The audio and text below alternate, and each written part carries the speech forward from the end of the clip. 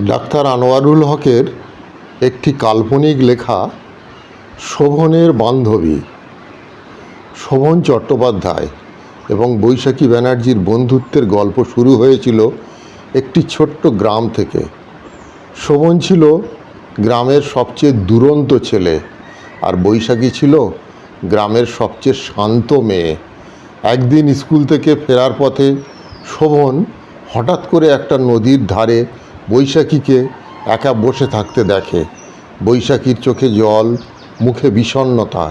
শোভন কাছে গিয়ে জিজ্ঞাসা করলো, কি হয়েছে বৈশাখী, তুমি এভাবে কাঁদছো কেন? বৈশাখী কিছু না বলে মাথা নিচু করে বসে রইল। শোভন আবার জিজ্ঞাসা করলো, বলো তো, আমি কি তোমাকে কিছু সাহায্য করতে পারি? বৈশাখী একটুখানি মাথা তুলে শোভনের দিকে তাকিয়ে বলল, আজ আমার জন্মদিন, কিন্তু আমার কেউ নেই। মা বাবা দুজনেই কাজ নিয়ে ব্যস্ত, তারা আমার জন্মদিন ভুলে গেছে।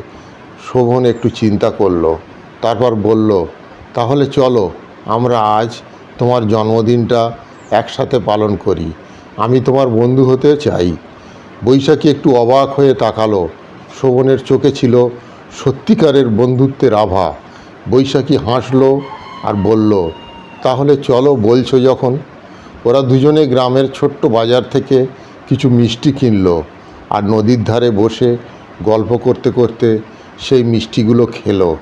শোভন বলল, তুমি জানো বৈশাখী, জন্মদিন মানে শুধু কেক কাটা নয়, বন্ধুদের সাথে সময় কাটানোই সবচেয়ে বড় উপহার। সেদিনের পর থেকে শোভন আর বৈশাখী একে অপরের সবচেয়ে ভালো বন্ধু হয়ে গেল।